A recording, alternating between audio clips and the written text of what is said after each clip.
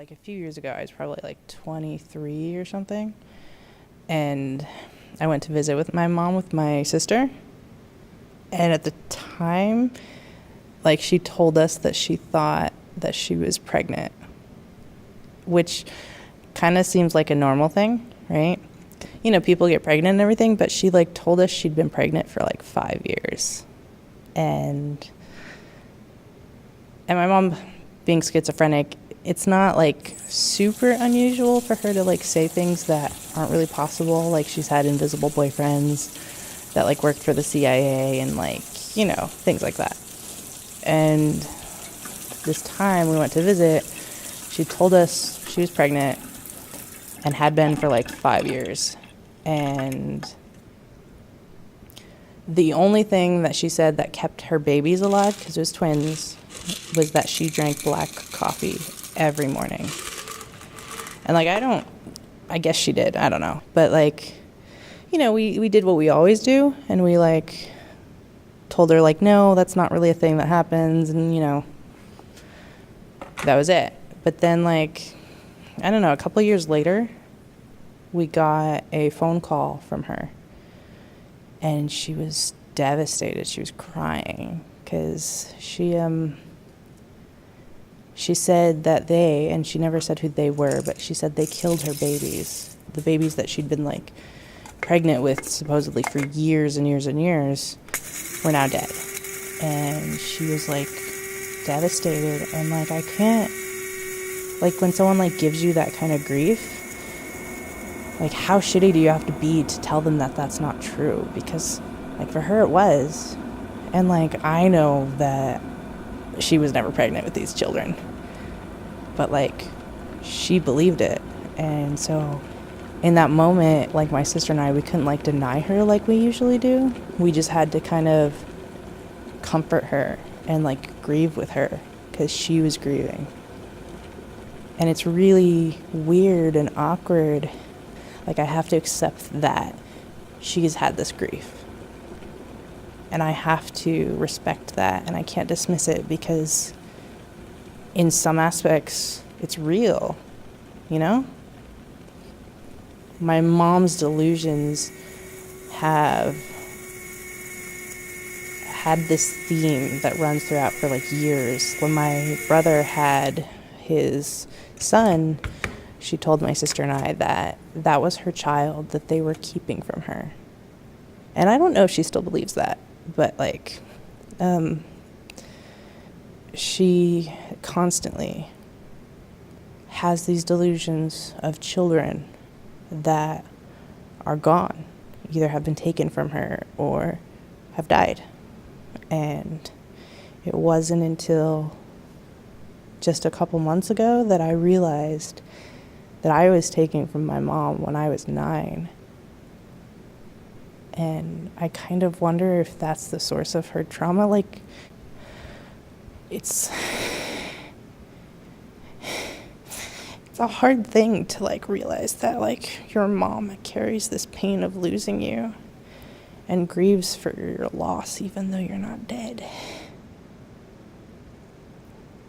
And I don't know, like, delusions come from somewhere, you know, they're created by her mind, presumably from the experiences she's had. And she did lose her children, and she did never get them back. And even though I visit her, I never moved back to Minnesota. I never moved back in with her. And she never did get custody of me again.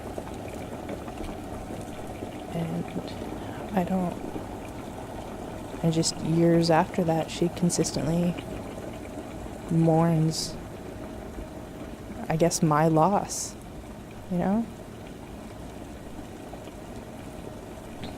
And I love my mother enough to wish she didn't have that, but I don't know how to deal with it. I don't know what to say, because I can't just go ask her if she has these delusions because she lost me, because to her they're not delusions, like, they're like real. Like, because she's grieved for those children. You know, like, that was real to her. Like, that was so real to her that I had to accept that memory and I had to grieve with her.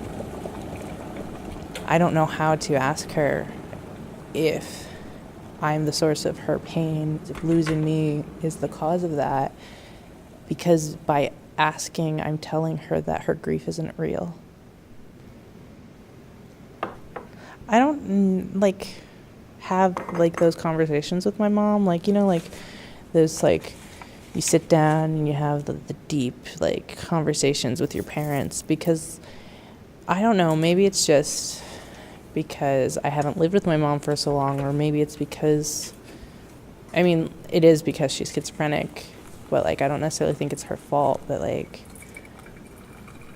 it's hard because, like, growing up, like, even before I got taken from her, I felt like I had to be her keeper, and you can't grow up with that. You can't grow up, like, holding that responsibility to take care of your mother and then continue to grow up and as an adult take up the mantle or take up the position of, like, we're just now regular mother-daughter and we can have these conversations, because I don't treat my mother as if she has any authority over me, because she doesn't, and she hasn't for years. And I love my mother, and I really appreciate everything that she's done for me, and I'm really sorry for her grief, but I'm never going to be that child again. And I can't reverse that now, you know? And maybe it's because, like, I've never, like, taken it upon myself to really, like, do the emotional labor. Like, I haven't taken it upon myself to navigate how to handle this relationship, because I don't know if there is a way, like, because I can't be the objective psychiatrist or therapist. You know, I can't be that person. I can never take myself out in my experiences and the fact that I did grow up with my mother.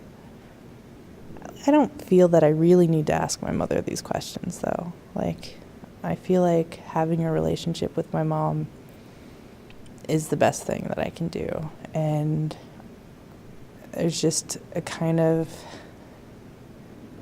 one of those griefs that I have to accept as mine, you know? Like, just like I had to accept her grief for her children, I have to realize that that might be caused by me. And I have to, in some way, find a way to be okay with that, because my mom can't fix it for me.